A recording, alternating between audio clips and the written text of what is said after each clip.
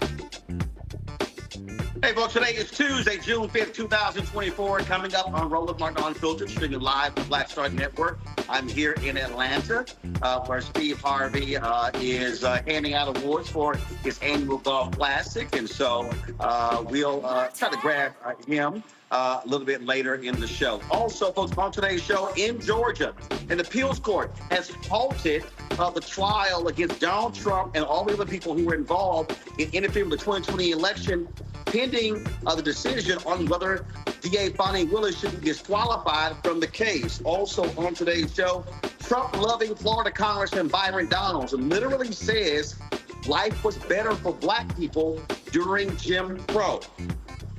Yeah, he said that. Plus, a white man in Wisconsin, as his daughter is walking across the stage, comes up and shoves the black superintendent out of the way so he would not shake his daughter's hand. Wait until we show you this shameful, despicable video. Also, on today's show, the family of David Hilliard, a former leader of the Black Panthers, they are disputing a story that says Hilliard is endorsing Donald Trump. His grandson will join us. It is time to bring the funk on Roland Martin Unfiltered on the Black Star Network. Let's go. He's got it. Whatever the miss, he's on it. Whatever it is, he's got the scoop, the fact, the fine. And when it breaks, he's right on time and it's rolling. Best believe he's knowing. Putting it down from sports to news to politics. With entertainment just for kicks, he's rolling. It's on go, roll, y'all. It's Roland Martin, yeah.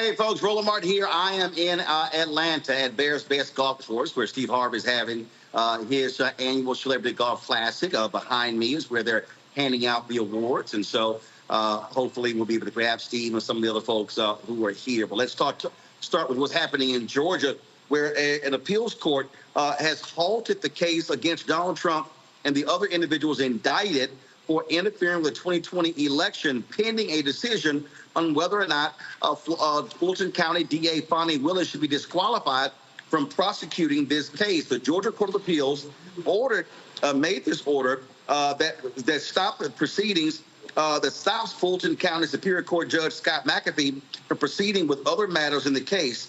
The order will undoubtedly delay the case further, which means it's not going to happen before the election. The appeals court is tentatively scheduled to hear the arguments on October 4th. The court will then have until mid-March to rule, and the losing side can then appeal to the Georgia Supreme Court. My panel, Robert Patillo, hosts People's Passion Politics, News and Talk 1380, WAOK out of Atlanta. He actually lost in the primary to Judge McAfee, so that needs to be stated. Rebecca Carruthers is Vice President of Fair Election Center out of D.C. Scott Bolden, he is a former chair of the National Bar Association and D.C. Chamber of Commerce Political Action Committees out of D.C. as well. Scott, I got to start with you. I had some people who were upset with me. They were like, Roland, I thought you were unfair. You were too tough on Fani Willis. Her decision to allow Nathan Wade, an individual she was involved with, to be on this case is why we are here. If he's not on the case, there is no delay. They can't try to get, now they could have tried other ways to get her disqualified, but this is all, I keep saying, this is all on, this was bad decision making, and now this case may not be heard even in 2025, and if Trump wins, you forget about it for 4 years. Well, it certainly doesn't look good, because the Court of Appeals would not have stayed this proceeding if they weren't seriously contemplating removing her from the case. If she gets removed from the case, then they will go to a panel of prosecutors who may or may not take the case up. And, you know, you got to own your responsibility for this case. I've raised a lot of money for Fani Willis. I'm a big supporter of hers. But she's got to own the lapse in judgment here and own that but for. You know, that but for test is stubborn, Roland. But for the decision to be engaged in this relationship and to put him on this case, but for that, we would not be here. And this case might have gotten tried before the general election. And so as a result, we'll have to see. Doesn't mean they're going to remove her from the case, but they're a pretty conservative judiciary down at the state level and the federal level in Georgia. And so it's not looking good, but, you know, hope springs eternal. Let's see what happens. But it's not going to get tried before this case. And this was a really powerful case. Wouldn't have been decided by the general election, but they may have been able to take testimony. So we'll see. And again, you're sitting here, Rebecca, and what's crazy is the decision making. Yeah. And what I kept saying is, you got to tell your whole team, everybody's clean. I don't care what anybody's doing. And so now you're in a situation to where they're seriously looking at it. So if she's disqualified, they could determine her entire office is disqualified, which now means that, oh, you're now leaving it up to the state attorney general, Republican, and they may decide not to proceed. That's how significant this screw up is. Yeah. You know, so this is something that we talked about a few months ago. I understand the need to protect and support Fani, understanding all of those who are attacking her, including the credible threats that she's had to endure for the last couple of years. However, Georgia is not New York. New York is much friendlier when it comes to prosecuting Donald Trump. Not friendlier necessarily from the aspect of law, but also friendlier from the environment of understanding there are more people who are saying, hey, Trump is not above the law in New York versus in Georgia. So yes, this was an unforced error, like we talked about on the show a few months ago. However, you know, just like you pointed out, if it wasn't this, they would have found another reason to try to to try to disqualify Fani Willis and ultimately to get this moved out of Fulton County and perhaps into another county that might be friendlier towards Donald Trump. But here's the bottom line, and something that voters need to pay attention to.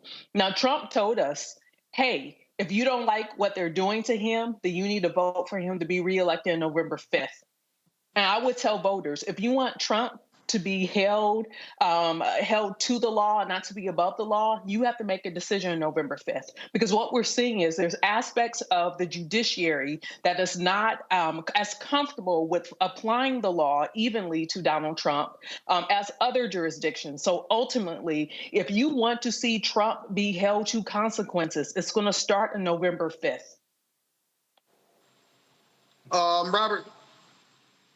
You know, having just come out of this race a week ago, I will just have to say that this is par for the course. This was the plan the entire time, that by punting this effectively to the appeals court, they knew that this would have foreclosed any possibility of this going to trial prior to the election, or frankly, ever. There's a very decent chance, above 50% chance, I would say, that this never goes to trial at this point in time, whether Trump is elected or isn't elected in November. I mean, I can dive into that a little bit later. But on the point about Fani Willis and the lapse of judgment, quote unquote, the prosecutors have carte blanche when it comes to who they appoint as being special prosecutors.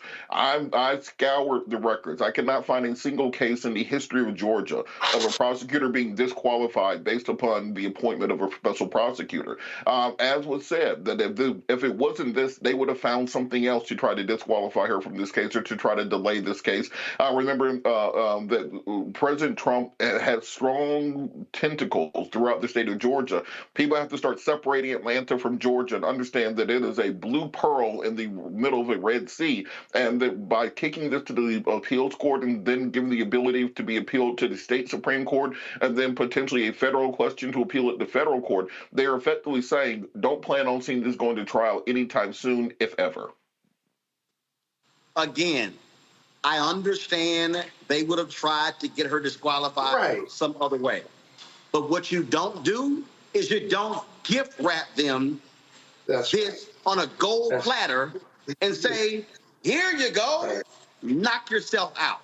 Yeah. That, to me, is what is just nonsensical. And again, I got folks who've been mad at me, man. I just think you've been too hard on Sister Fani, and I have defended her. I love the fact that she indicted, going after him and stood firm. But I'm sorry, somebody has to say it. She screwed up. And Nathan Wade, he also should have said, Fani, I appreciate it, but it wouldn't look good if I'm on the case, because if they find out, it's going to be a problem. And now the problem is the people of Georgia, again, depending upon the decision of the appeals court. Then, if they rule against her and say she and her office can't prosecute, then it may get kicked somewhere else, and these individuals may never, ever be held accountable for what they did, which means we will never be able to have the kind of justice on the record for them trying to steal the 2020 election in Georgia. And that, to me, is the bigger issue. Scott, real quick. Yeah, real quick. You know, we'll never know what else they would have done. We'll never get there because Fani Willis gave them this right here. So they may have found some other reason, but we'll never know whether they found the reason because they don't have to. We gave them a reason. And like I said, I'm a big supporter of hers, but we are where we are because of that lapse in judgment for both of them. Got to be clean if you're going to go after the president because they dirty players. You know that going in.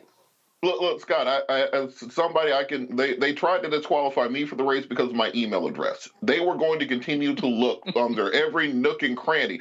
They literally launched a state judicial inquiry into my campaign because my email address was Judge Patillo, and I changed it to Patillo for Judge. They were going to find something to try to blow it up. If it wasn't this, it would have been the color of her shoes, the color of her teeth, or the color of her car. They would have found something. So that's why I'm saying that for Fani, there's no case law indicating that this will be grounds for removal. There's no case in Georgia history that indicates that this would have resulted in this going to the appeals court. By all precedents, she did not violate any standard or norm or law.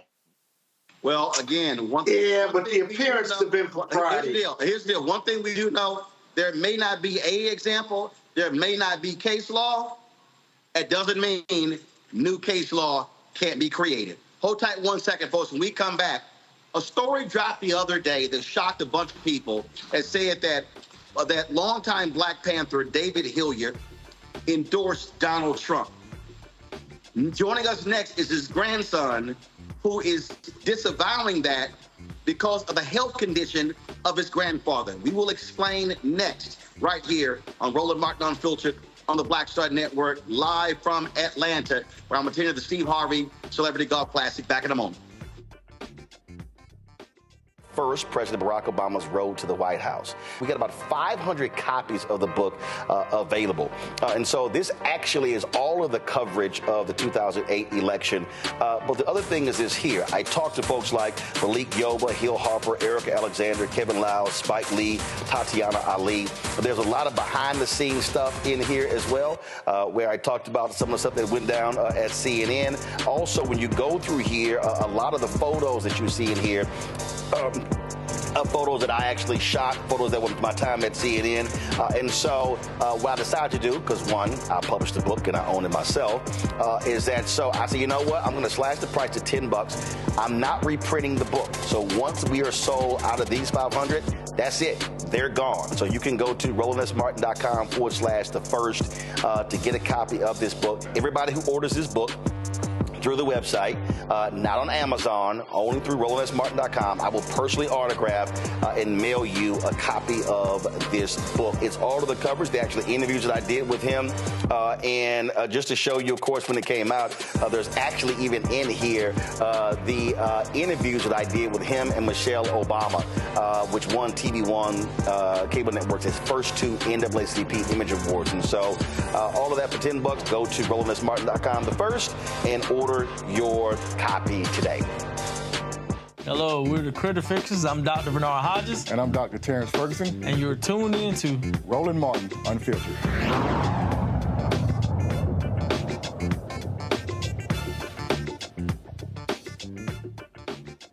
All right, folks, a lot of people were surprised when a story came out stating that David Hilliard, a longtime black member of the Black Panther Party, was endorsing Donald Trump for president. The video has been circulating on social media.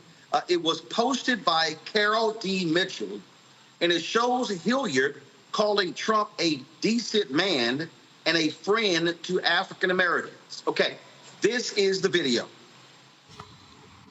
Welcome to the random site. I want you to meet someone who knew Donald Trump, and he's going to tell you about Donald Trump in his own words.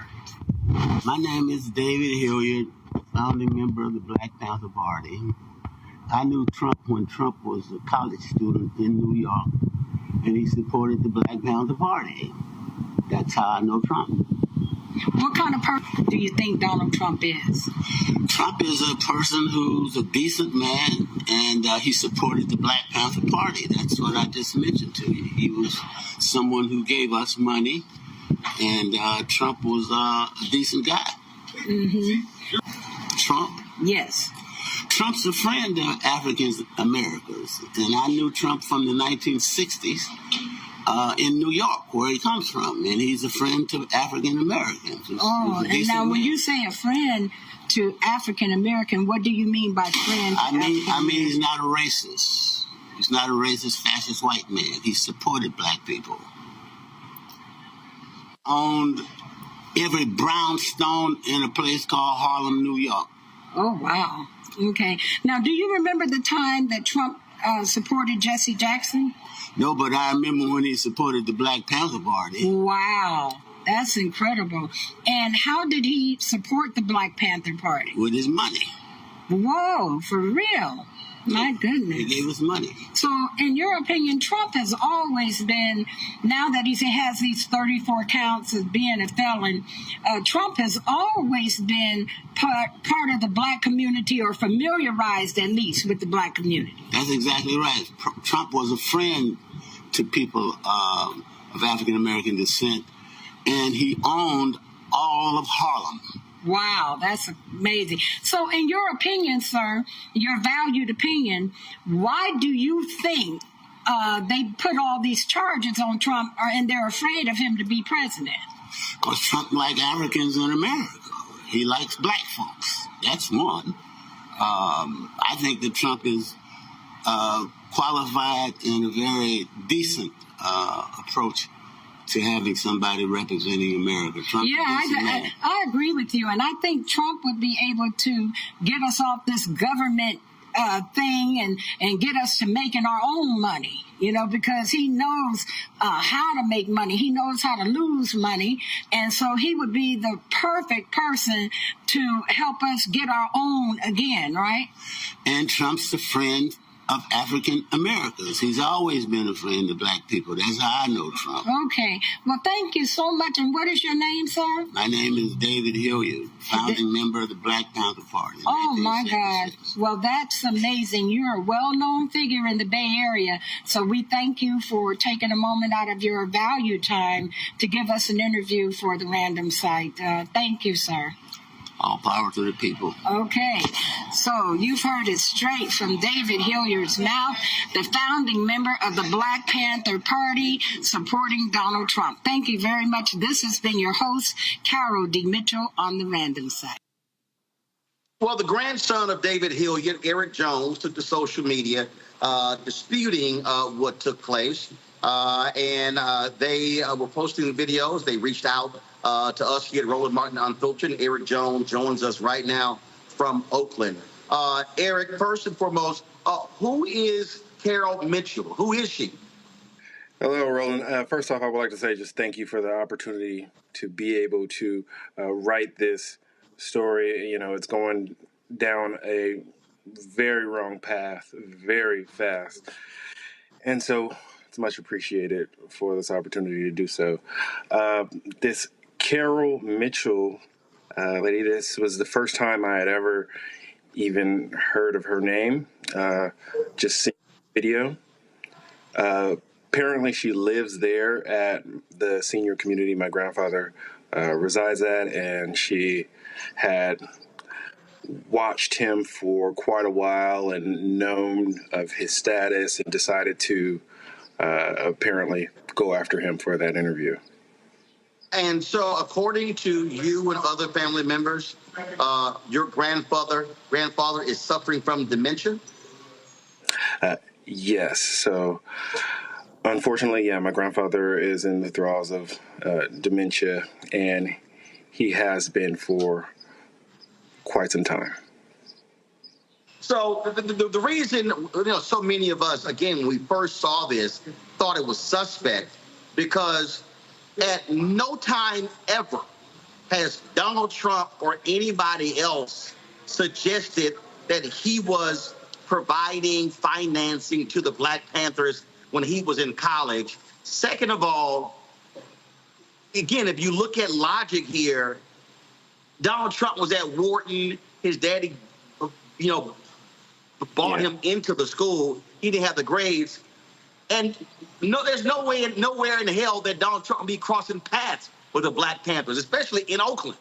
Yeah, so those things don't line up. And currently, I've been speaking with the Huey P. Newton Foundation and Frederica Newton, and we are trying to find some of any Panthers that were still around from the New York chapters, and to see if we can verify any of those stories, but so far, no. And so, at no point in any conversations that you had with your grandfather, did Donald Trump ever come up? Well, since Donald Trump's name had become something that's of popularity and constant news and daily things, he's gone on to say these type of stories that, oh yeah, Donald Trump gave us these brownstones back in New York in the 60s, but again, those are unsubstantiated, definitely. Yeah, well, first of all, let's be real clear. If anybody even understands the Trump family, Donald Trump's dad built the business. Donald Trump's dad, his business wasn't in Harlem. Yeah.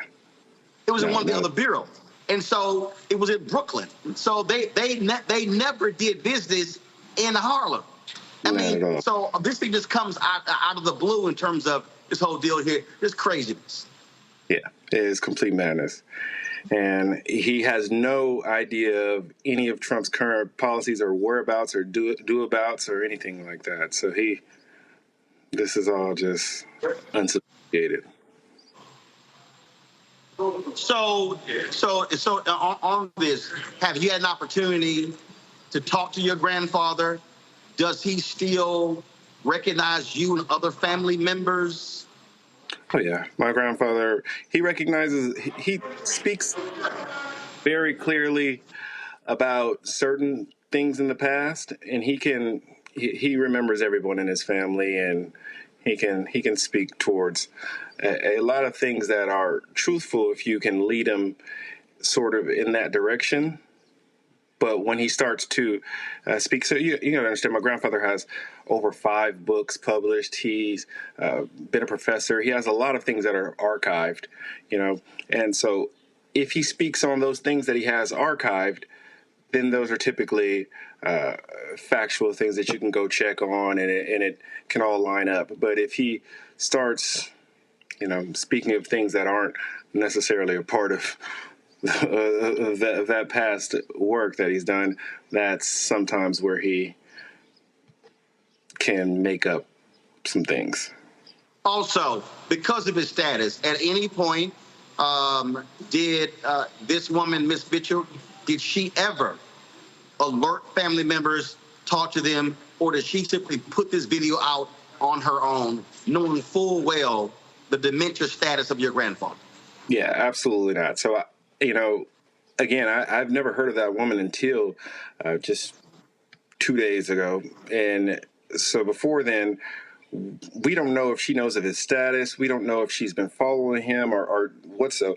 But, of course, if she had that conversation with him, she could tell that she had to feed him lines, and she had to speak with him about things that he didn't. She had to connect dots for him. And he is a very profound speaker who never needs any dots connected for him in his higher mind. So if he's not, I'm pretty sure she could figure that out. All right, Eric Jones, we certainly appreciate you coming on the show to break this down for us, and certainly thanks for reaching out to us. Thank you, Roland. Thank you. Appreciate the time. All right, I appreciate your work. Thank you. Take care. All right, folks, gotta go to break. We come back. Congressman Byron Donalds says things were better for black people during Jim Crow than they are today. Congressman Hakeem Jeffries was having none of that, and we'll show you their back and forth. Also, Jesse Waters, Fox News, makes one of the most racist comments you'll ever hear. We'll play it for you as well. Folks, you're watching Roland Martin Unfiltered right here on the Black Star Network. Support us in work that we do. Be sure to join our Bring the Buck fan club. Your dollars make it possible for us to do what we do. So you're checking money order to P.O. Box 57196, Washington, D.C., 2037-0196. Cash App is $RM Unfiltered. PayPal R Martin Unfiltered. Venmo is RM Unfiltered. Zelle, Roland at RolandSMartin.com, Roland at RolandMartinUnfiltered.com. And download the Black Star Network app, Apple phone, Android phone, Apple TV, Android TV, Roku, Amazon Fire TV, Xbox One, Samsung Smart TV. We'll be right back.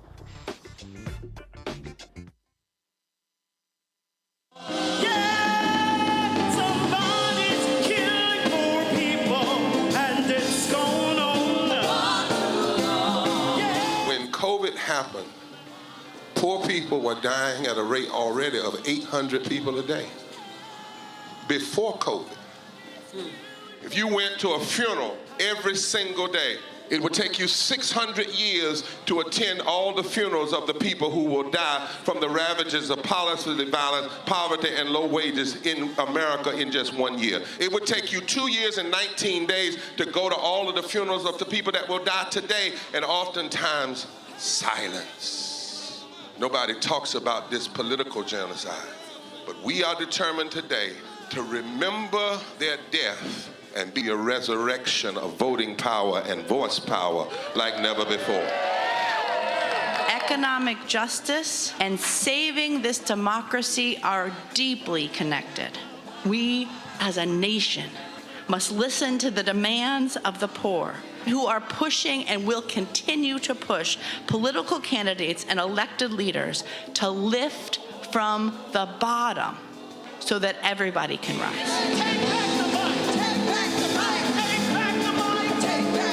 We are the poor, the marginalized, and the underpaid. And we are taking one step forward to say that everybody has a right to live. Poverty is not the fault of those who are impoverished. It is caused by those who make the policy. There are over 135 million poor and low-wage, low-income people in this nation. The biggest block of potential voters by far is low-income, low-wage voters.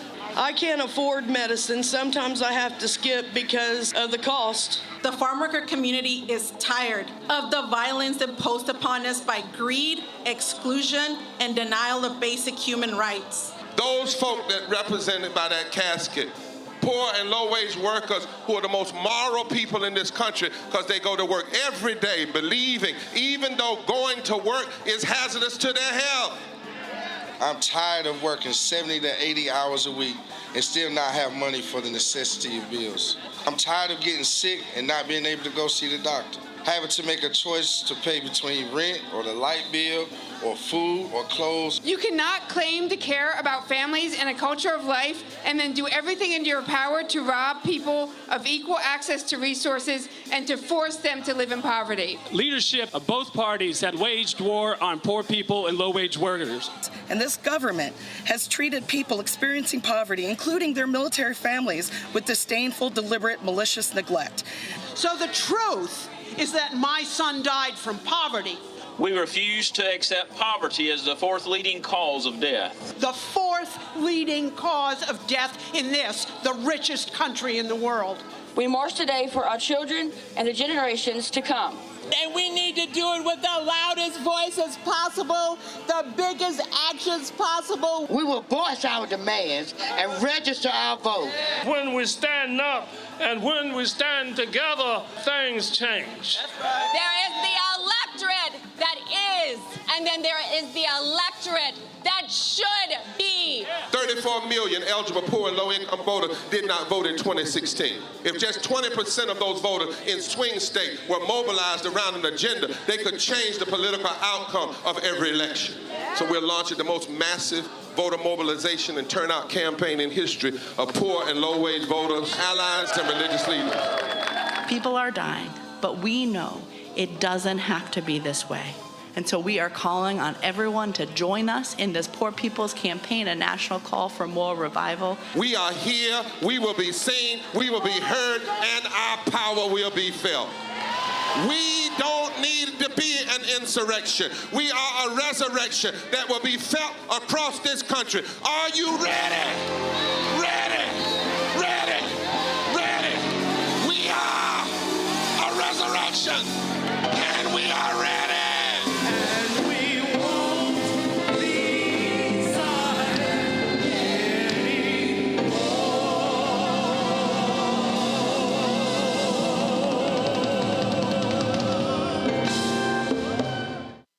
What's up, everybody? It's your girl, Latasha from the A. And you're watching Roland Martin Unfiltered.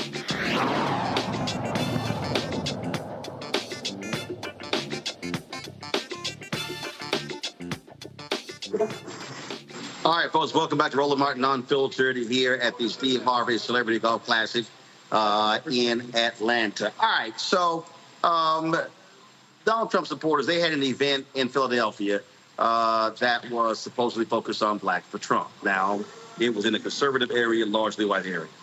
And it was led by Byron Donalds of Florida and Wesley Hunt of Texas. It was called Congress, Cognac, and Cigars. Okay. Now, check this out. Now, Michelle Tafoya, formerly, of course, sideline reporter for Monday Night Football, she was the one moderating this conversation and about Black's Republican Party. Don't ask me why. Now, there was no videotape of this, but the Philadelphia Inquirer reported that Donald made some comments about Black life during Jim Crow. This was the quote from the Philadelphia Inquirer quoting Byron Donalds. You see, during Jim Crow, the black family was together. During Jim Crow, more black people were not just conservative. Black people have always been conservative-minded, but more black people voted conservatively. And then HEW, Lyndon Johnson, you go down that road, and now we are where we are. Well, that did not sit quite well with New York Congressman Hakeem Jeffries. He took to the floor of Congress to blast Donalds. Mr. Speaker, it has come to my attention that a so-called leader has made the factually inaccurate statement that black folks were better off during Jim Crow. That's an outlandish, outrageous, and out-of-pocket observation. We were not better off when a young boy named Emmett Till could be brutally murdered without consequence because of Jim Crow. We were not better off when black women could be sexually assaulted without consequence because of Jim Crow. We were not better off when people could be systematically lynched without consequence because of Jim Crow. We were not better off when children could be denied a high-quality education without consequence because of Jim Crow. We were not better off when people could be denied the right to vote without consequence because of Jim Crow. How dare you make such an ignorant observation? You better check yourself before you wreck yourself. Well, Donalds heard what Jeffries had to say, and this was his response. America, Joe Biden's campaign is lying to you once again, and they're gaslighting. Now they're trying to say that I said black people were doing better under Jim Crow. I never said that. They are lying. But why would you be surprised? Because they always lie. This is the same Joe Biden that said, if you don't vote for him, then you ain't black. The man is a liar. Sorry, just call it what it is. What I said is that you had more black families under Jim Crow, and it was the Democrat policies under HEW, under the welfare state, that did help to destroy the black family. That's what I said. And I also said you're seeing a reinvigoration of black families today in America, and that is a good thing. So don't listen to the lies from the Biden administration. I know what I said, and I'll say it straight to camera. They got to run to the Philadelphia Inquirer to move their lies. Joe Biden does not care about black people. He never has. He cares about power, first, second, and third. They can go somewhere with all that. See ya.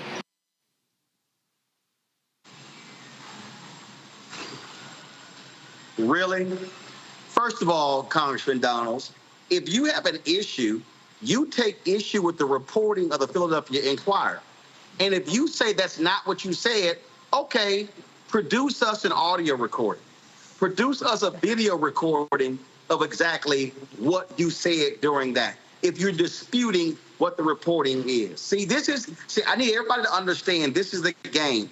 So instead of Donalds criticizing the Philadelphia Inquirer, and because y'all notice what he did not do. If he claims I didn't say that, you notice he did not demand a correction from the Philadelphia Inquirer. He's criticizing the Biden campaign, who is simply remarking on what was reported in the Philadelphia Inquirer. But anytime if y'all want to see the folks who play games, all you have to tell is he never demanded a correction from the Philadelphia Inquirer. That's when you know he actually said what he said, Robert, and that is grossly indefensible.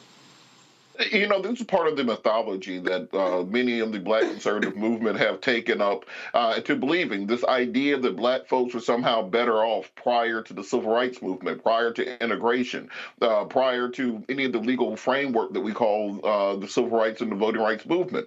There's this idea on the conservative side of the aisle that, well, if we could just go back to the good old days, before we had voting rights, before we had integration, we had stronger families. We had Stockholm syndrome. We had strong families because we didn't have no choice. We had no upward mobility. The reason that the marriage rates were so high because black women couldn't have bank accounts, could not attend institutions of higher education, could not have a mortgage, could not buy a car on their own. The reason we lived together because you had redlining and you had blockbusting you were closing together black communities to the point that they could not leave. That's the kind of fantasy world that many black conservatives have decided to inhabit, where we were all just after slavery, sitting around whistling happy as who knows what.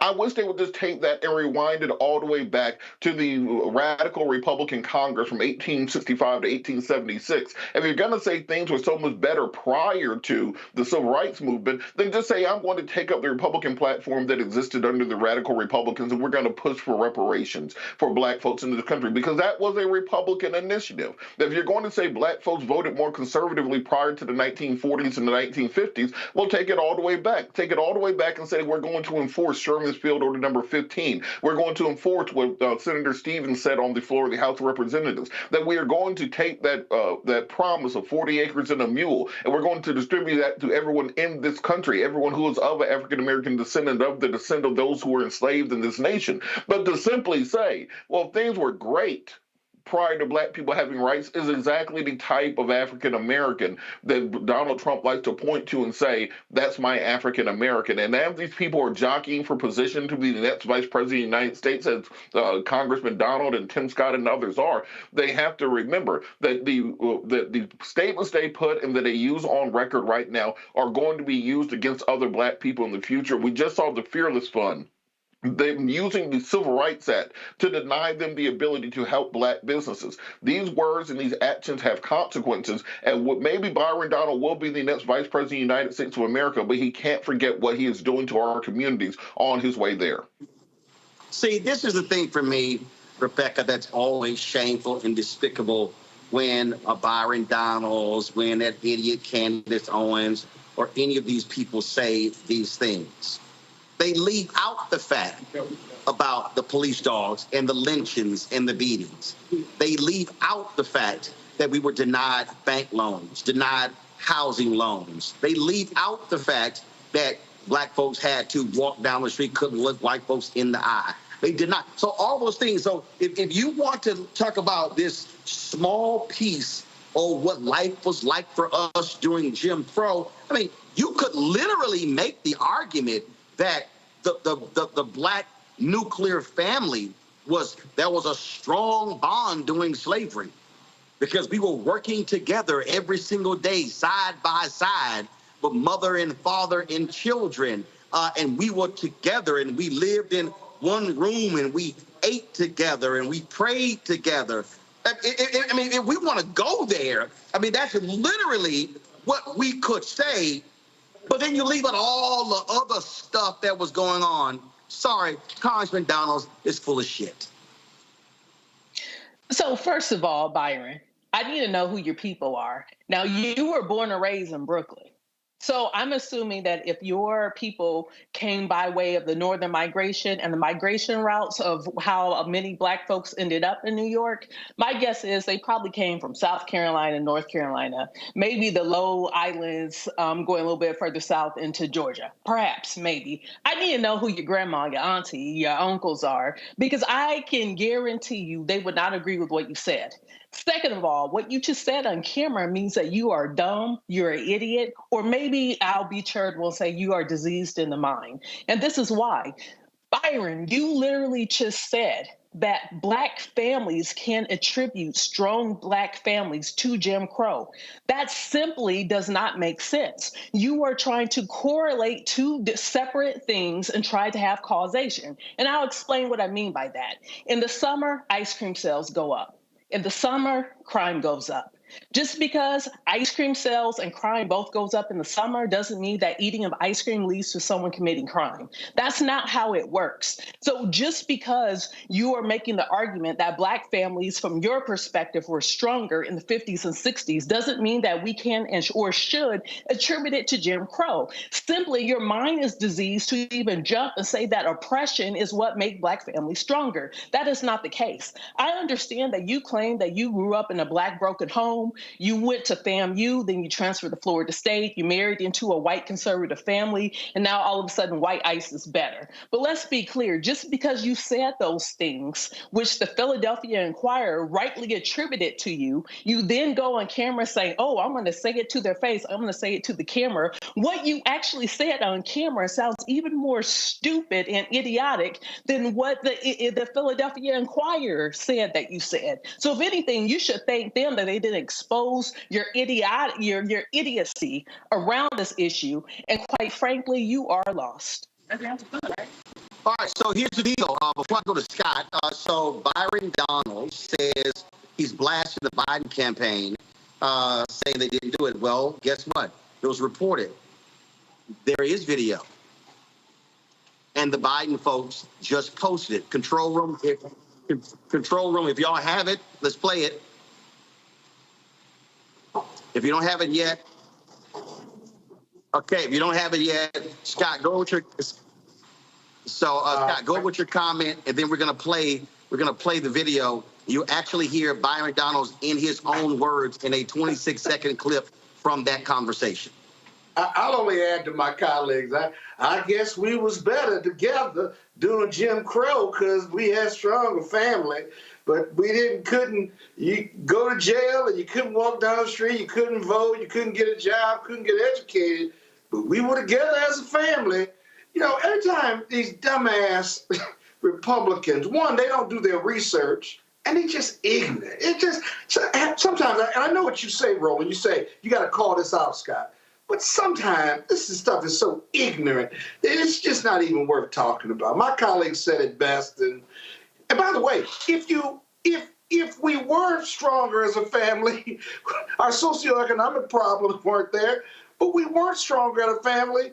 We weren't stronger because of the socioeconomic and health disparities that still exist in America today. They were worse doing Jim Crow. So stop it. Just dumbass comments. That's all I got to say. All right. So here's the actual video of Byron Donalds. You see, during Jim Crow, the black family was together. That's right. During Jim Crow, more black people were not just conservative, because black people always have been conservative-minded, but more black people voted conservatively. And then H.E.W., Lyndon Johnson, and then you go down that road, and now we are where we are. What's happened in the He said, doesn't sound like he was misquoted. Sounds to me like he was quoted correctly. So, right. Byron Donalds, you're lying.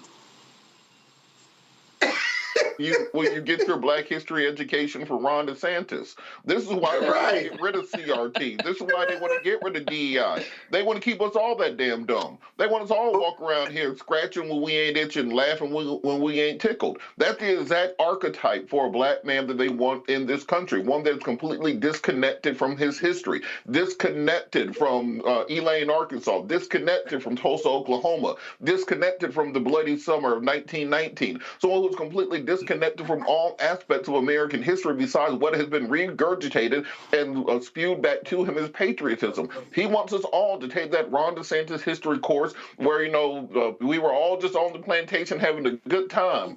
And then these northern aggressors came in to destroy the southern way of life. And we fought the good fight, but maybe we'll rise again. But then as soon as we ended that horrible Reconstruction, and our brothers and sisters in the Ku Klux Klan decided to come together to liberate us and to arm us and protect us from other groups. That is when the black family was the strongest. That's the version of history that Byron Donalds has been indoctrinated into and that he would like the rest of us to believe in. And if you believe that version of history, then no, we don't need voting rights. No, we don't need a Civil Rights Act. We don't need diversity, equity, and inclusion. We don't need affirmative action. Everything was great back when we had the proper American social structure of white supremacy on top, and then a couple of us get to prosper at the foot of white supremacy from the crumbs from the table, but the rest of us will be in subjugation. That is the Donald version of Black American history.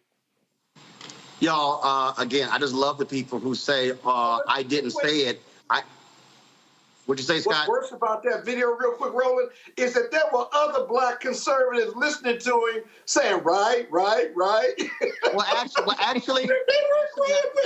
Actually, not really, because we don't really know who was in the room. First of all, here's what we do know. According to Philadelphia Inquirer, I thought it was a conservative event. No. According to Philadelphia Inquirer, half of the people who were in the room weren't even from Philadelphia. They came in for it.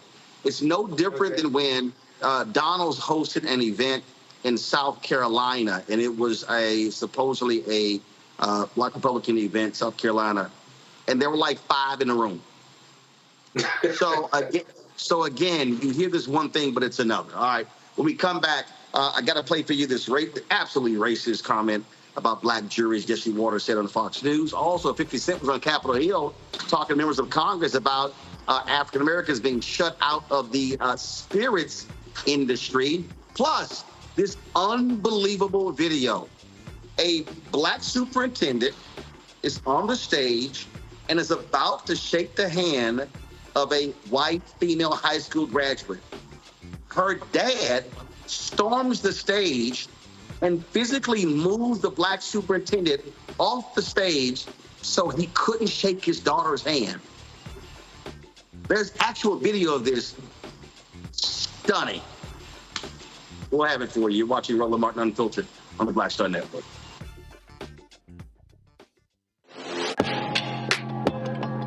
A lot of y'all have been asking me about the pocket squares that we have available on our website. You see me rocking the Shabori pocket square right here. It's all about looking different. Now look, summertime is coming up. Y'all know, I keep trying to tell fellas, change your look, please. You can't wear athletic shoes every damn wear. So if you're putting on linen suits, if you're putting on some summer suits, have a whole different look. The reason I like this particular pocket square, the Shabori, is because it's sort of like a flower and looks pretty cool here versus the traditional boring silk pocket squares. But also I like being a little different as well. So this is why we have these custom-made feather pocket squares on the website as well. My sister actually designed these after a few years ago. I was in this battle with Steve Harvey at Essence, and I saw this at a St. Jude fundraiser. I saw this feather pocket square, and I said, well, I got some ideas. So I hit her, and she sent me about 30 different ones. And so this completely changes your look. Now, some of you men out there, I had some dudes say, oh, man, I can't wear that. Well, if you ain't got swagger, that's not my problem. But if you're looking for something different to spruce up your look, fellas, ladies, if y'all looking to get your man a good gift, I've run into brothers all across the country with the feather pocket squares saying, see, check mine out. And so it's always good to see them. And so this is what you do. Go to RolandMartin.com/pocket squares. You can order Shabori pocket squares or the custom-made pocket squares. Now, for the Shaboris, we're out of a lot of the different colors, and I think we're down to about 200 or 300. So you want to get your order in as soon as you can, because here's what happened. I got these several years ago, and the Japanese company signed a deal with another company, and I bought them before they signed that deal, and so I can't get access to any more from the company in Japan that makes them. And so get yours now. So come summertime, when I see y'all at Essence, y'all could be looking fly with the Shabori pocket square or the custom-made pocket square. Again, RolandSMartin.com/pocket squares. Go there now.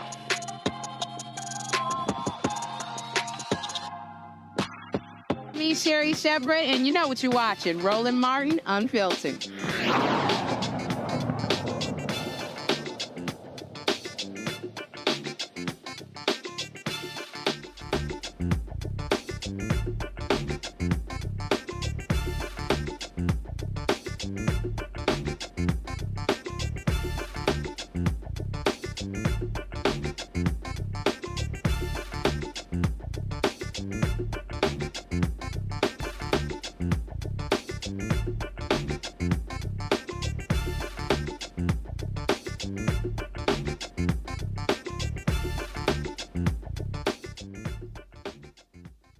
One thing you can always count on from Fox News is racism.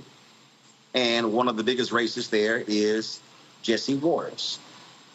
This is what he said after the first day of the trial of Hunter Biden in the nation's capital. It's called jury nullification. It's when you pick a jury that will give you a not guilty verdict. They know you're guilty, but they just disagree with the law. The strategy plays on the racial makeup of the jury, which is mostly black, as well as the Biden's influence in Delaware. The hope is this jury won't convict for a drug-related crime. Everybody in Delaware knows the Bidens. That's why Jill and Ashley are sitting front row. But that's not all. The Biden family brought Mouse to court. Mouse is a Delaware legend. Joe Biden was the best man at his wedding. Mouse runs Delaware's NAACP and has been involved in the community for decades. They want every black juror to see Mouse sitting with the Bidens.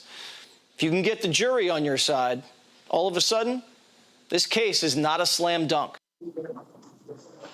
Now keep in mind, Hunter Biden is facing 3 counts of lying to a federally licensed gun dealer, writing false statements on the form, and unlawfully possessing the gun for several days.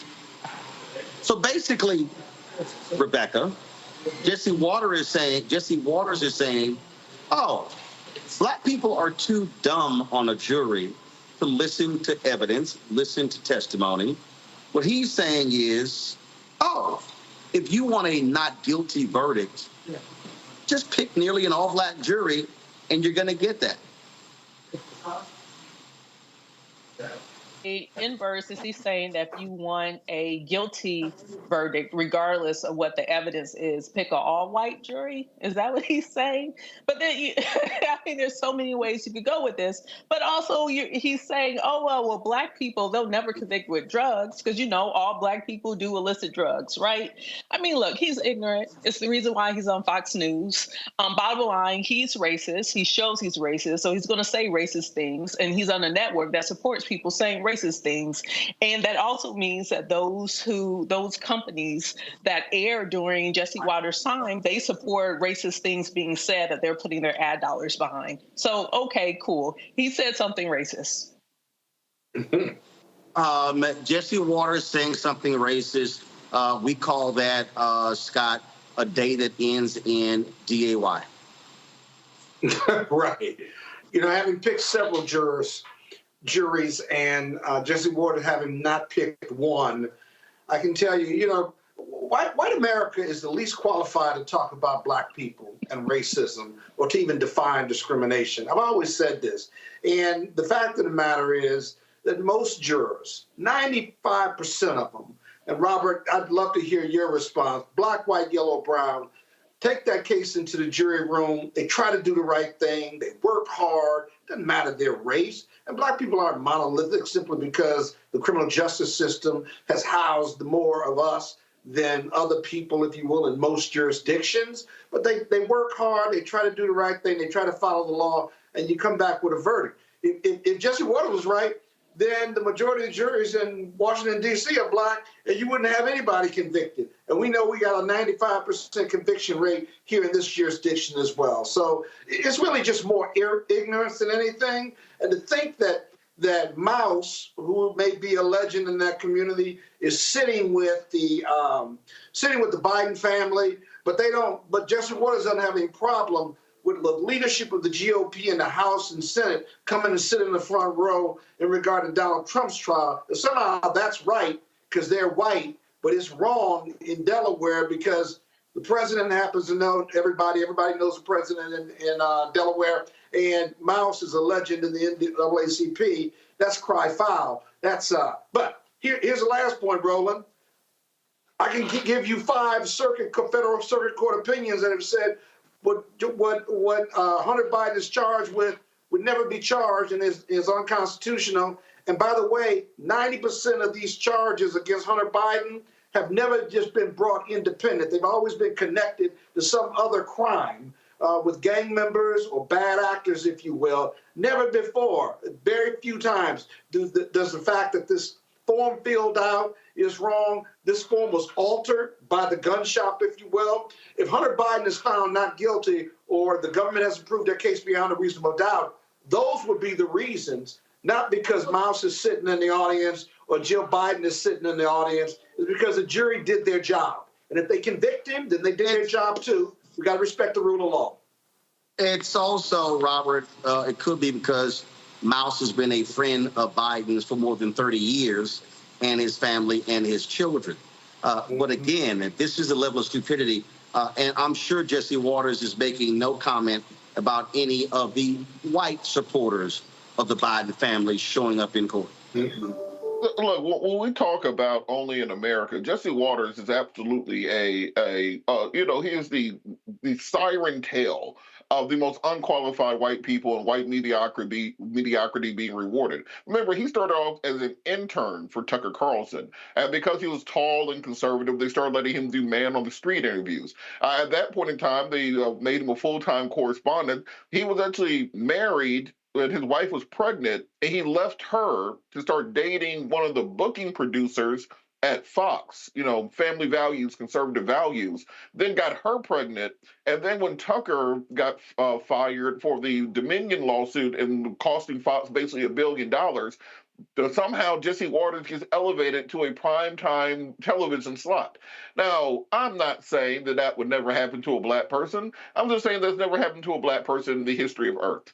And this idea that somehow because you went from an intern to a primetime anchor while cheating on your wife qualified you to talk about jury selection somehow is where this kind of conservative belief in meritocracy falls apart. Because what do they continuously say? Well, I'm against diversity, equity, and inclusion because it needs to be based on merit. What the hell merit does Jesse Waters have to talk about jury selection in a Delaware case? It's completely ridiculous. And the idea that they're putting out here that they're trying to invalidate the verdict before it happens because they're pretty sure Hunter Biden's going to be acquitted in this case because, as Scott said, these charges are never brought and they may not even be constitutional. This idea that you can deny somebody their Second Amendment right based on them being a drug addict. If you look at the text of the Heller decision that was just decided a decade ago, it makes it pretty clear that this is an individualized right. And I'm not quite sure, and the courts have not decided yet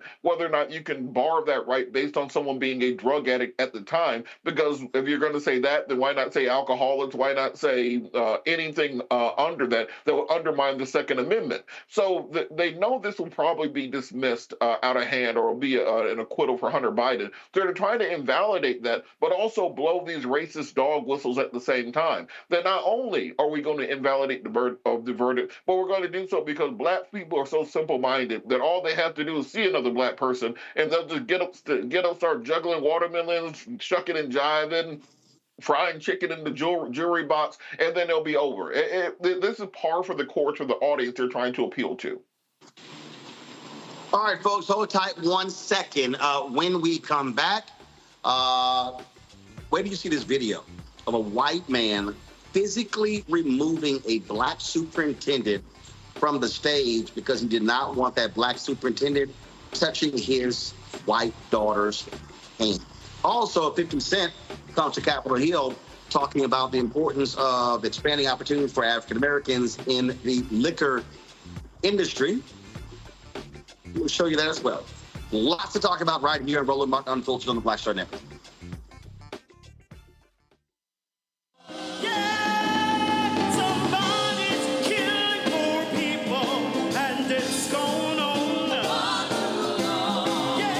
COVID happened, poor people were dying at a rate already of 800 people a day. Before COVID, if you went to a funeral every single day, it would take you 600 years to attend all the funerals of the people who will die from the ravages of policy violence, poverty, and low wages in America in just 1 year. It would take you 2 years and 19 days to go to all of the funerals of the people that will die today, and oftentimes silence. Nobody talks about this political genocide, but we are determined today to remember their death and be a resurrection of voting power and voice power like never before. Economic justice and saving this democracy are deeply connected. We, as a nation, must listen to the demands of the poor, who are pushing and will continue to push political candidates and elected leaders to lift from the bottom so that everybody can rise.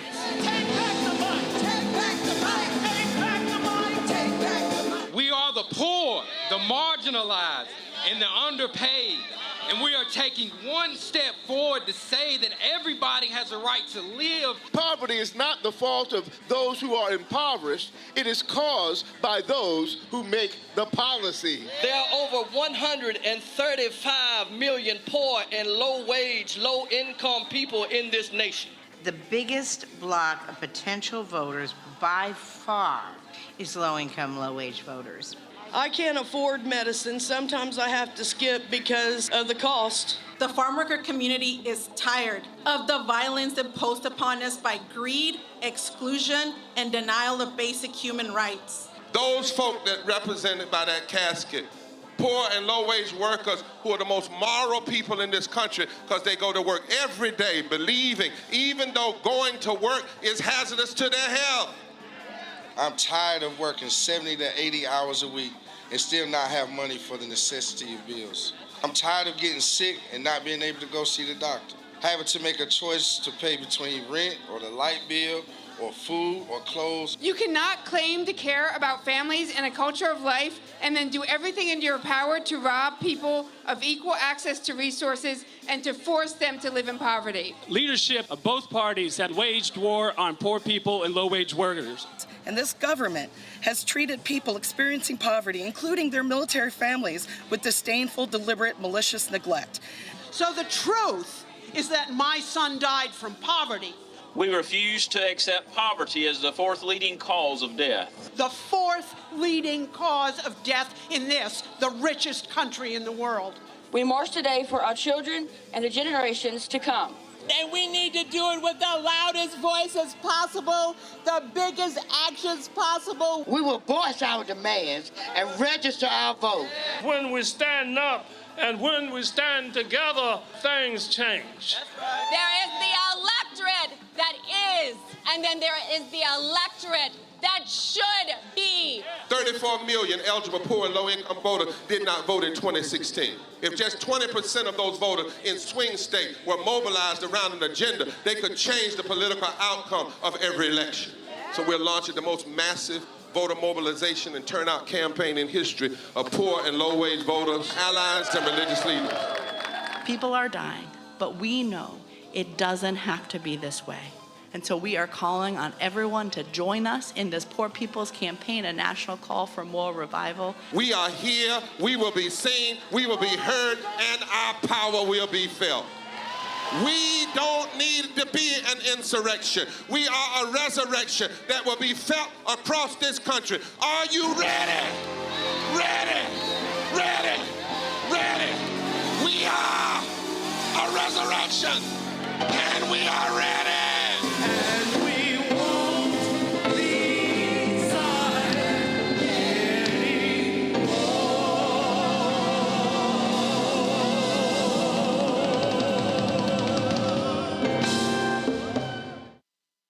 Hey, it's John Murray, the executive producer of the new Sherry Shepherd Talk Show. You're watching Roland Martin Unfiltered.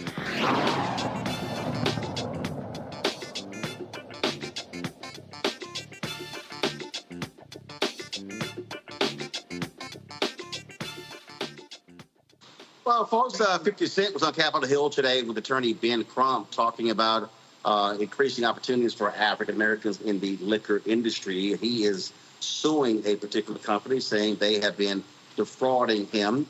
He met with Democrats and Republicans. There are a lot of photo ops out there with Speaker Mike Johnson, Lauren Boebert, and others. That sounds great and wonderful, but here's the real issue. Show me how Republicans are willing to do that. Are they going to stand up and fight discriminatory behavior happening in this industry? What about what's happening in black-owned media? Folks at USA Today posted this video on social media, 50 Cent addressing the microphones.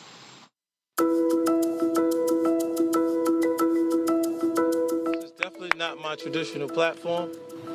I should have studied this like a verse and just bust a rap.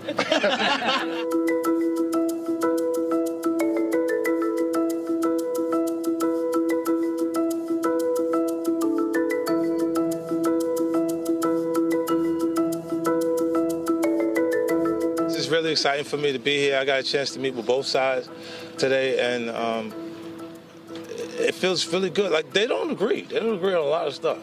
You know what I mean? So to get them to agree on seeing me was an accomplishment in itself. As far as today, I went to talk to them about economic opportunities for everybody, and it's really exciting. The response I got makes me feel like that there's bright things ahead of us.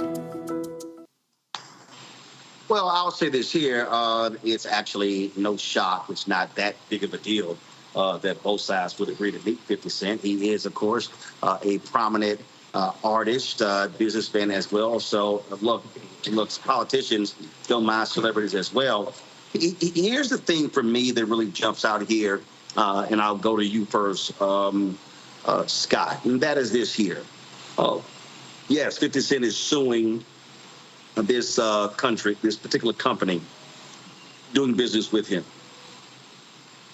And when Diddy was talking about, when he filed his lawsuit against Diageo, alleging the same thing, and then there are other individuals.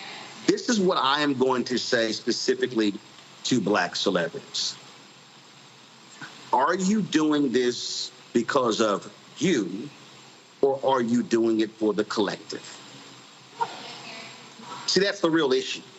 If I think about a Harry Belafonte, if I think about an Ossie Davis, if I think about a long line of African Americans, Wendell Pierce, Don Cheadle, and others, there are folks, Jesse Williams, there are people who are working on behalf of the collective, Erica Alexander, I can keep naming folks. And so, I wasn't in D.C. today, I was here in Atlanta, supporting Steve Harvey in his golf tournament, the money he raises for his boys and girls camps.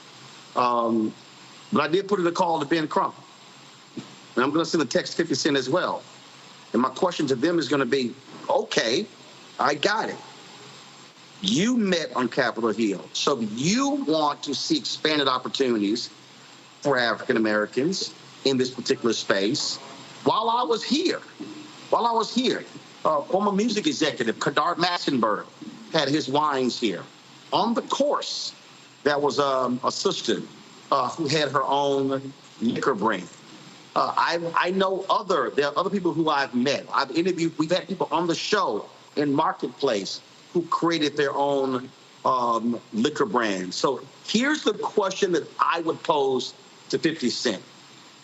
Are you willing to call for a meeting of all these individuals and then begin to say, how do we move as a collective? So the question is this about expanding opportunities for African Americans in the space, or is it about you expanding opportunities in the space? That would be the question I would pose to him. What did Ben Crump say? Haven't heard back yet, but I'm definitely going to follow up with him. Okay, so it can be both. The reality is that black-owned businesses have lots of challenges and have historically, right? If 50 Cent can lend his name and advocacy to expanding those opportunities, calling for legislation to expand those opportunities, demanding that Biden administration do more, and they've done a lot in this space, and him lending his name to it, as he goes along, he's going to bring a lot of others along. But it's not about the photo op and going to Capitol Hill one day with Ben Crump. The hard work begins after that. And so whether he's going to do this and be prepared to do this for all black-owned businesses, men and women-owned black folks, then the work after the photo op with Ben Crump and legislation. Are they going to draft legislation? Is he going to show up on the Hill without the photo op? Is he going to build a coalition of successful black business owners who are all entrepreneurs like Steve Harvey and you and others, and build a coalition and really make this demand and make a strong push where that it is not about 50 cents, it's not about his celebrity, it's about the collective? Then the answer is it's about the collective. If you're not going to do all of that and more than what I just listed off the top of my head, then it's about the photo op and 50 Cent, and maybe he helps some, but not the collective. And that's the reality of being a celebrity. The celebrity behind the movement is not the celebrity, it's the movement behind the celebrity. And you have to create that with hard work and passion. And so I guess the verdict is out. We'll see. Will you be reporting on something else they've done in this regard in 2 or 3 months, in a year, in 2 years? Because it's not going to happen overnight because 50 Cent showed up on the Hill. So that's my response. No, absolutely. And look, the thing that I make clear, and the reason I say that Rebecca, because I make the point all the time when I am advocating for expanded opportunities for Black-owned media. I'm not saying, oh, just for Roland, and I'm not saying that's what 50 Cent is doing. But what I am saying is that sure, you appearing on Capitol Hill by yourself with Ben Crump, that's great. But as Scott said, nothing gets done unless it's a broader movement. And what I want to see is, I want to see this generation of Black celebrities not operate in silos. I want them to say, hey, let me pull people to the table. And now all of a sudden, when you come back to Capitol Hill, you come back with 50 or 100 or 200 African Americans who have created their own liquor brands, and they have brown liquor, they have wine, they have whatever. Now all of a sudden, again, that's how, to me, you effectively utilize celebrity where it's not just about you. I agree. It's great to have 50 Cent on Capitol Hill, but we also need to see Curtis Jackson in the streets. Because I want him to talk more than just about his particular liquor brand, but also talk about liquor distribution in this country. How can more Black folks be a part of distribution where there's more avenues to create and generate Black wealth? The other thing that I want to see Mr. Curtis Jackson do, considering he has a new production studio in Shreveport, Louisiana, I believe is for both film and television production. I want to see him actually get involved in Louisiana and let them know, hey, I'm potentially bringing billions of dollars in revenue to your state. So all this crazy stuff you're doing down in Baton Rouge in the legislature, that's not going to work if you want me to bring my billions in this state. Otherwise, I could cross the border into Arkansas. I could go across the border over into Texas, and I could do business there. So I want to see 50 Cent, yes, and his star power and celebrity, but I need to see the businessman Curtis Jackson flexing his power to, for the Black community. Because even though you have some celebrities who say, hey, I'm OJ, I'm not Black, at the end of the day, you are still Black. You will be treated that way. And it never is good when you are the only one in the room. And you're right. He needs to bring up 50, 100 other people. Maybe he could do a collaboration with Uncle Nearest, which is now, I think, trending towards like $1 billion projection. So there's other things that he can be doing, but it's best not to go it alone. If you don't understand that through recent history, you can look at African proverbs that talk about it's better to go in a group and not be caught in the bush by yourself. And look, there are a series of photos on his Twitter feed. Patrolman, y'all should be pulling it up. He has a photo of Congressman Steve Scalise, Republican Majority Leader, Louisiana. He goes, boom. That's all it says. He was a walk and talk with Congressman Troy Carter. He also then you have this here. Fox New Orleans posted a photo. Speaker of the House Mike Johnson, a North Louisiana native, met with Curtis 50 Cent Jackson in D.C. and thanked him for investing in Shreveport and the community. 50 Cent's G-Unit Studios opened in Shreveport earlier this year. And again, here's the whole deal. 50 Cent may not care about all the other issues that are happening in Louisiana. That's fine. Okay, I totally understand Rebecca's point. I'm gonna be just still very clear on this, Robert, and that is, I just simply think that if you are articulating the need for expanded opportunities for African Americans in this space, and you're talking about wealth creation, I believe the power move is for a 50 Cent to issue a call and Uncle Nearest and other individuals, large or small, and say, hey, we gonna move collectively. We're gonna move as a group. We're gonna do what Dr. King said on April 3rd, 1968 at Mason Temple in Memphis, Tennessee, in that mountaintop speech, when he said that Black people individually are poor, yet collectively represent one of the largest economies in the world. He said we have to move as a collective to get things done. And that's what I certainly hope he does. And again, when the show's over, I'm going to text him this very thing. And I'm going to text it to Ben Crump. Because to me, that's how you actually show your power when you come back to Capitol Hill with 50, 75, 100, 200 African Americans who have liquor brands and say, we're standing as one. That, to me, is how you exercise your power, Robert. Look, I'm going to defend 50 a little bit here because we can't expect 50 Cent to be Harry Belafonte all of a sudden. Look, he's somebody who made a career making songs about degrading black women, about shooting black men, selling drugs. But hold on. Robert, hold up, Robert, remember. Here's my whole deal. He came to Capitol Hill to advocate for expanding opportunities for African Americans in the business. What I'm saying is it can't just be about your lawsuit.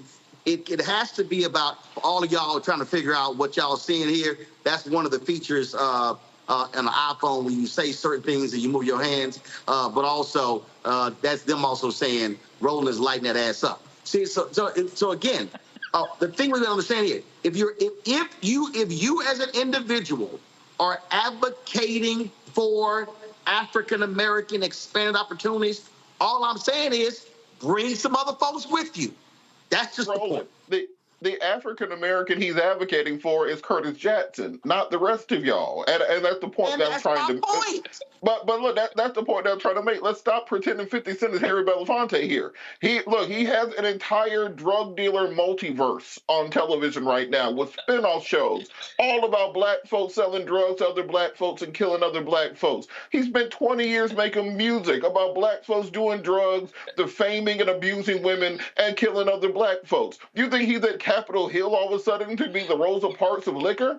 No, he wants the exclusive license to keep black folks drunk. And so this idea that suddenly he's going to be moving in this new direction, and look, Malcolm X talked about this 60 years ago, that we're the only community that looks to horn players, that looks to dancers, that look to ball players in order to be the leadership of our community. He has every right as a businessman to go up there and try to get new contracts, but he's barking up the wrong tree. If he thinks that Mike Johnson and Steve Scalise give a damn about opportunities for black folks or give a damn about doing anything for diversity, equity, inclusion, run the entire campaign about not giving opportunities to black folks. So meet with them all you feel like. But in reality, it ain't going to happen. That's not who he is, and we got to stop expecting people to suddenly change their stripes to become Mahatma Gandhi overnight. He's going to continue his business of making money off of the destruction of black communities, and I don't think that's going to change all of a sudden with one visit to Capitol Hill. And where I stand is very clear. If you are going to say, I am here to fight to expand opportunities for African Americans, okay, I'm saying bring them with you. That's the whole point. And so because I believe in too many spaces that there are too many of us who are selfish. There's certain phrases, for and no more. Whereas I'm the only one in. Anytime I hear a black corporate executive say it's lonely at the top, I'm like, no, I blame you because you were supposed to bring some folk with you. And that's your damn fault. So all I'm saying is, and trust me, 50 gonna get a text, and Ben Crumper's gonna get a text, and I'm gonna recommend, if that's what you're serious about, call the meeting. Call the meeting of other African Americans in the business and say, the next time we are going to take the trip together, and now all of a sudden 50, 100, 200 descend upon Capitol Hill. Let me quickly go to a break. We'll be right back. I talked to Isaac Hayes about this new documentary out by two black tech founders. But also, wait till I show you this video out of Wisconsin where a racist white man literally physically moves a black superintendent off the graduation stage because he didn't want him shaking his daughter's hand. Talk about shameful.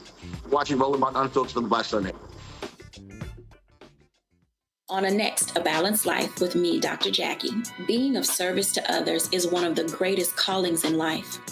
But being there for someone else in their time of crisis is a whole new level, and you have to bring courage, commitment, and strength. On our next show, we meet two real-life angels who were thrust in the midst of caregiving and without warning.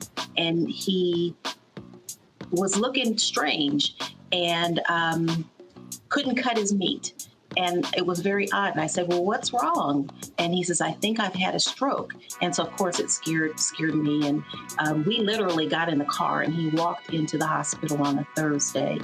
And by Saturday of that same week, he lost all control of his left side. The blessings, the challenges, and the way they maintain their balance, all next on A Balanced Life on Black Star Network. When you talk about blackness and what happens in black culture, you're about covering these things that matter to us, speaking to our issues and concerns. This is a genuine people-powered movement. There's a lot of stuff that we're not getting. You get it, and you spread the word. We wish to plead our own cause. Too long have others spoken for us. We cannot tell our own story if we can't pay for it. This is about covering us. Invest in black-owned media. Your dollars matter. We don't have to keep asking them to cover our stuff. So please support us in what we do, folks. We want to hit 2,000 people, $50 this month, raise $100,000. We're behind $100,000, so we want to hit that. Y'all money makes this possible. Check some money orders. Go to P.O. Box 57196, Washington, D.C. 20037-0196. The Cash App is $RM Unfiltered. PayPal is R Martin Unfiltered. Venmo is RM Unfiltered. Zelle is Roland at RolandSMartin.com. Now streaming on the Black Star Network.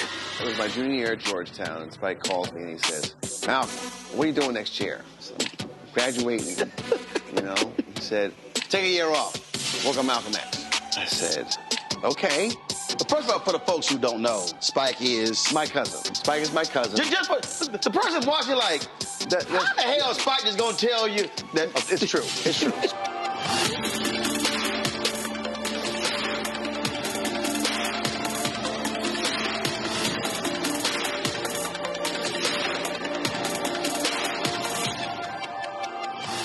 Hey, what's up, y'all? I'm Devon Franklin. It is always a pleasure to be in the house. You are watching Roland Martin Unfiltered. Stay right here.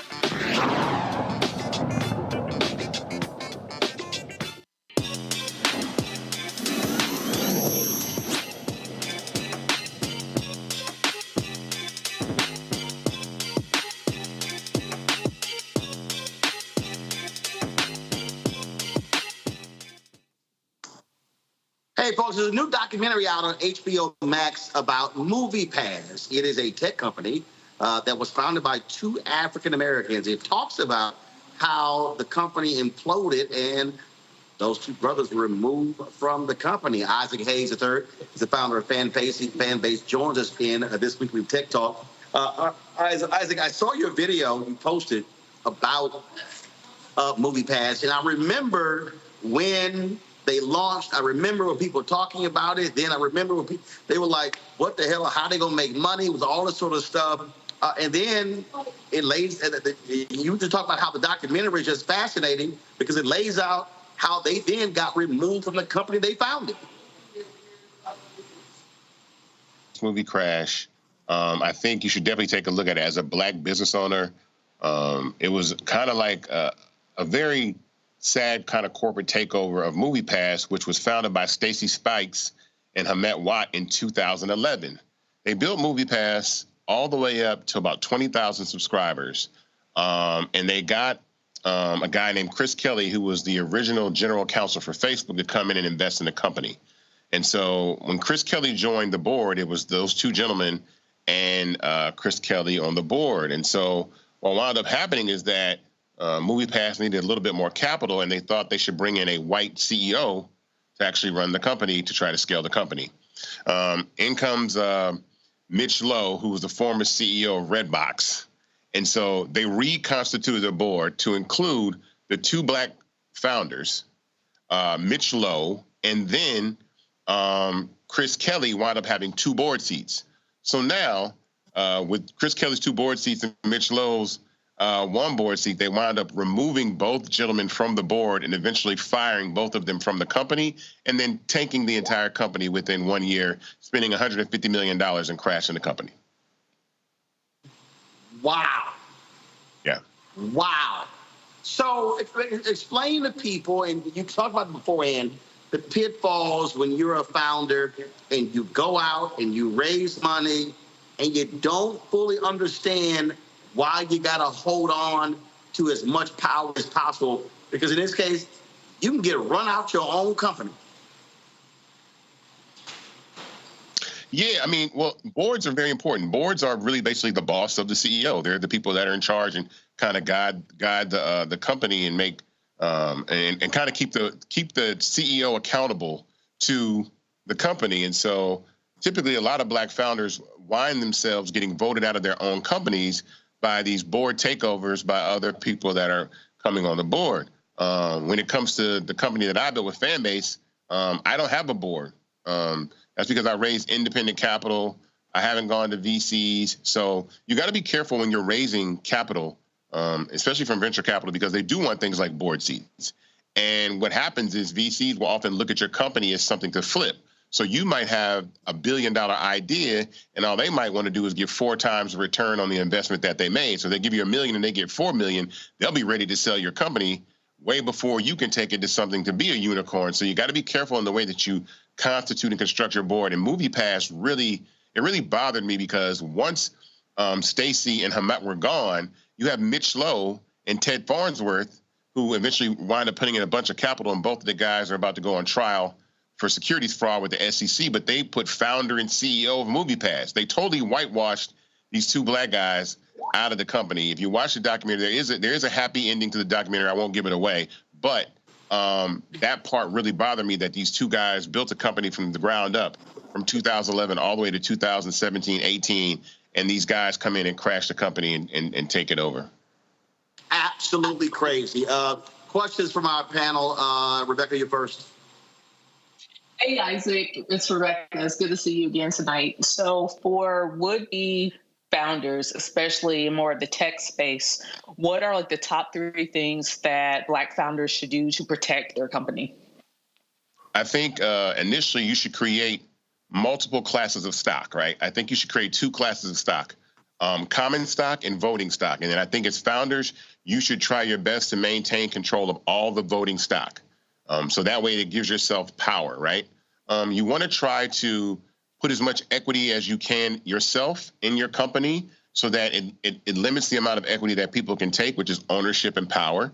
And especially dealing with venture capital, it's tricky. So that's why, secondly, I think I recommend people trying equity crowdfunding, like what we've done with Fanbase, as an alternative way to raise capital. Because even with UC, what's going on with Fearless Fund and the fact that they lost their appeal in the 11th Circuit Court, it's just like we have to find ways to bypass these racist practices, right? And then I think, thirdly, you just have to be mindful of sometimes, especially as a black founder, there might be an air of racism that might want to prevent you from scaling your company to being somebody that is a Zuckerberg or is a Evan Spiegel or Jack Dorsey or somebody that builds a monster platform. So you really got to keep your head on the swivel about who's really, has your best interest in mind when you're constituting and constructing your company. Scott? Yeah, having advised a lot of entrepreneurs and folks who have startups, whether it's in the IT space or otherwise, one of the things I would supplement your advice and counsel is that getting good counsel, getting a good accountant, getting a good kind of corporate strategist is really, really important. Money's tight, and maybe you can't afford it, but you can't afford not to have it, because the way the company was set up, at least me extrapolating from your remarks, and kind of I looked this up before, there was a lot of money that was burned through, but the way these stocks were set up and the agreements with these folks that didn't look like them, it was teed up for them to be moved out of the company. And it happens in real estate, it happens in startups all the time. The founders had to know that they, in exchange for the money, they were subjecting themselves to some risk that they could be moved out of the company through these board seats. You agree or disagree with that? No, that's true. I think Stacy and Hamet, trusted. They were too trusting, and thinking. No, yeah, you can't trust nobody. Yeah, you can't trust nobody. Who you trust? They were a little too trusting in that situation. And the way that I constructed Fanbase, honestly, I built it. I knew that because but I remember this. Remember, Steve Jobs got voted out of Apple, like, exactly. At a company. So you always want to try to protect yourself as the founder as best you can. And so that's why those two classes of stock, I think, are extremely important in the way that you construct your company. But yeah, you got to keep your head on a swivel and be careful who you trust. And you can't give up majority ownership of your stock or even put it at risk in exchange for that money piece. You cannot do that, because this is exactly what will happen by being too trusting, but also if you give up or put at risk your majority ownership. It's your idea, it's your passion, you're the entrepreneur. And, there's a saying with entrepreneurs, you go as long as you can until you can't manage how you've grown this thing, right? Then you got to either sell or you got to get out of it, if you will, up to your management experience. And so often entrepreneurs don't, one, realize that, but two, you should never give up or put at risk your majority stock interest, because it's your idea, it's your baby. 100%. Robert?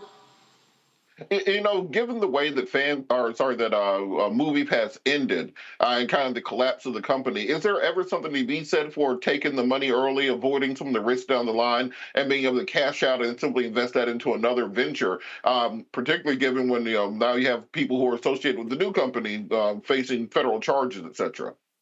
Well, the irony in that is that Stacy and Hamet actually had equity in the company, and this is something that also happened: is that company kind of merged up under a publicly traded company and got acquired, so they were on the stock market.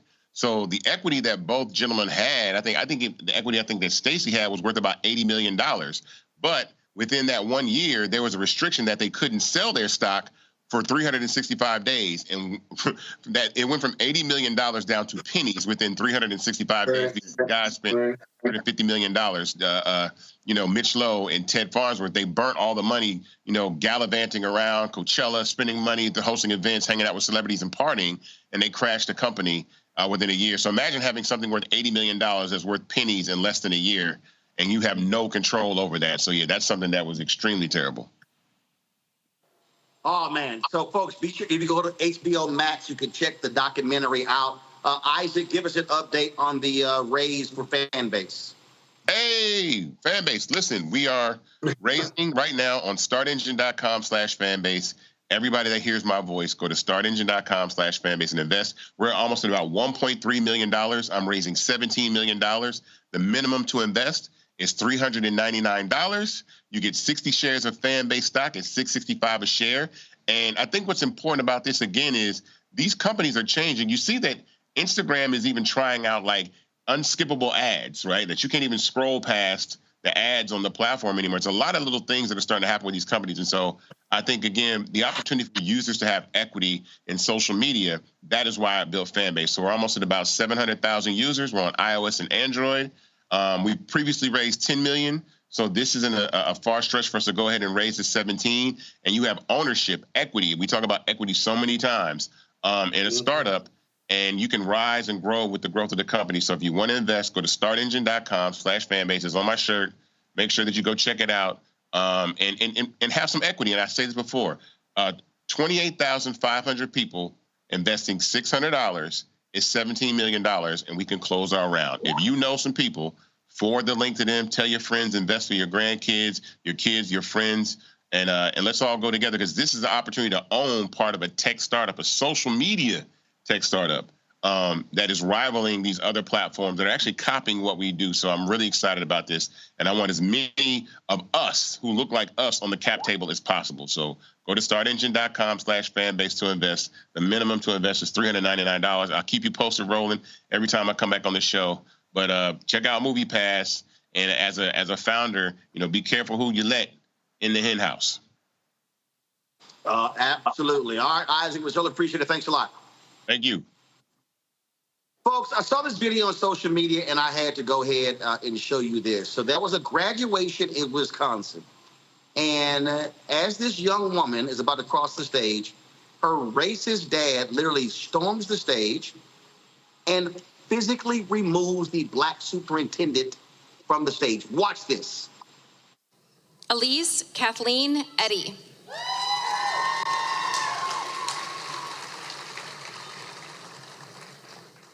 Oh.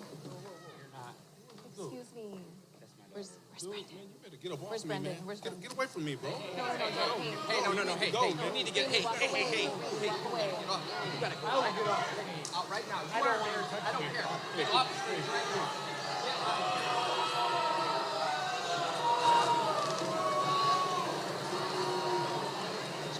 That way, Michael.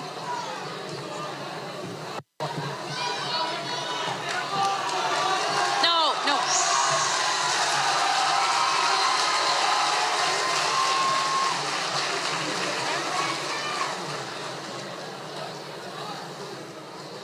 Where's Brendan?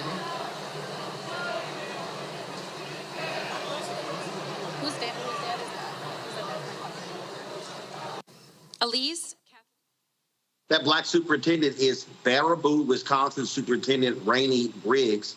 Again, he was on stage, including with school board president Kevin Bodak and principal Steve Consondine. The man only confronted Superintendent Briggs. This is not the first incident at this particular school. In 2018, a photo circulated of students at Baraboo High School giving a Nazi salute in a class photo. That right there is absolutely outrageous, Scott.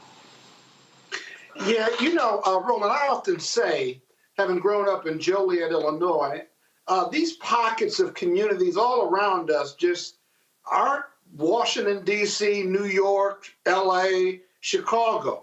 I mean, they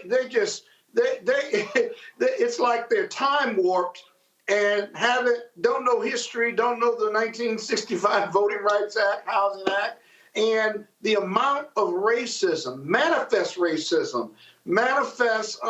verbalizing of the N-word is just unbelievable in some of these local communities. And I remember growing up in Joliet, Illinois, and I was in high school from 76 to 80, and my parents were civil rights activists. I was at a Catholic school, and I'm going to tell you, the N-word was not a big deal. I got called the N-word almost every week and stuff, and went through either fighting or joking or getting suspended or yelling names back just to defend myself. And I wasn't alone. And Joliet, Illinois, and New Lenox, Illinois weren't alone in those communities where it's like in time warp almost, notwithstanding the media. And so we just got to fight it. I guess my question to you, Roland, is, have you read what happened to the superintendent? Because the video doesn't show him coming back on stage. Was there an altercation behind stage? Because there was a disruption, and did the graduation continue? Superintendent came back on stage. Graduation did continue, and I believe that father got arrested. Yeah, absolutely. But these local communities, Roland, now you got a black superintendent handing out diplomas, and crazy white folks rearing their ugly head because he didn't want that black man touching his white daughter, who is responsible for her graduating, by the way. That's how idiotic it is. So, just unbelievable. All right. Okay, Rebecca.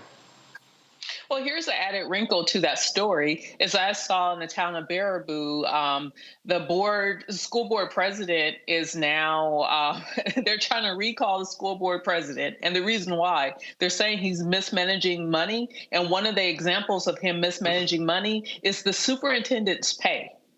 So just to run that back, there are families and parents in the town of Baraboo who's upset with how much the superintendent is making. And I guarantee you, up in Baraboo, it ain't like he's making $1 million a year, but they don't want that black man making whatever he's making. Now, that black man is from an hour away in Madison. Maybe he and his family need to leave Baraboo and go back down to Madison.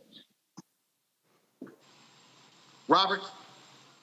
If you're a black man and find yourself in Baraboo, Wisconsin, you've probably already made a mistake.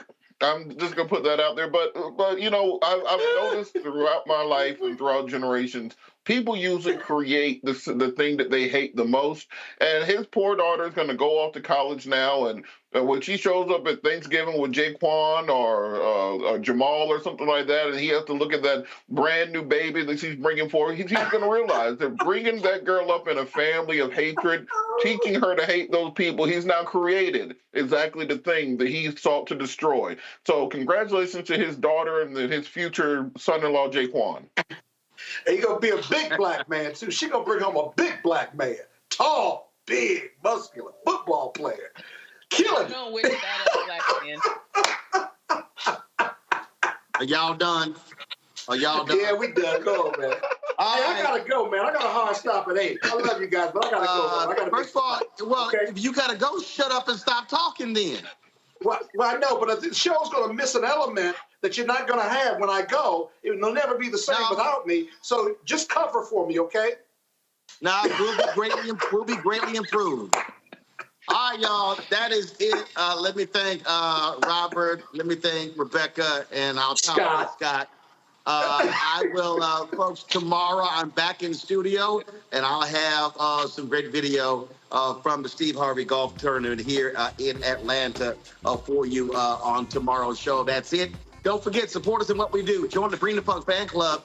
Our goal is to get 20,000 of our fans contributing on average $50 a year, $4.19 a month, 13 cents a day. Send your check and money order to P.O. Box 57196, Washington, D.C., 20037-0196. Cash App, $RM Unfiltered. PayPal, R Martin Unfiltered. Venmo is RM Unfiltered. Zelle, Roland at RolandSMartin.com. Roland at RolandMartinUnfiltered.com. Download the Black Star Network app, Apple phone, Android phone, Apple TV, Android TV, Roku, Amazon Fire TV, Xbox One, Samsung Smart TV. Also, be sure to get a copy of my book, White Fear, The Browning of America is Making White Folks Lose Their Minds, available at bookstores nationwide. There'll be an audio version on Audible. And don't forget, I have less than 200 copies. We probably have less than 100 now of my book, The First. President Barack Obama's Road to the White House was originally reported by Roland Martin. I am personally autographing all copies. I have cut the price to $10.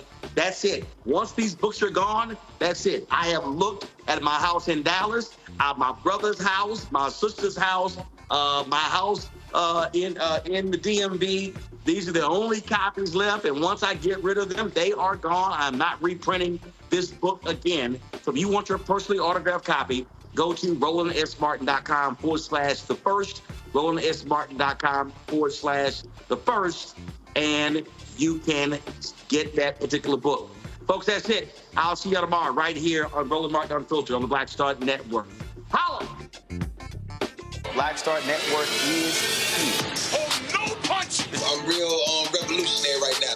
Thank you for being the voice of Black America. All momentum we have now, we have to keep this going. The video looks phenomenal. See, there's a difference between Black Star Network and black-owned media and something like CNN. You can't be black-owned media and be scared. It's time to be smart. Bring your eyeballs home. You dig?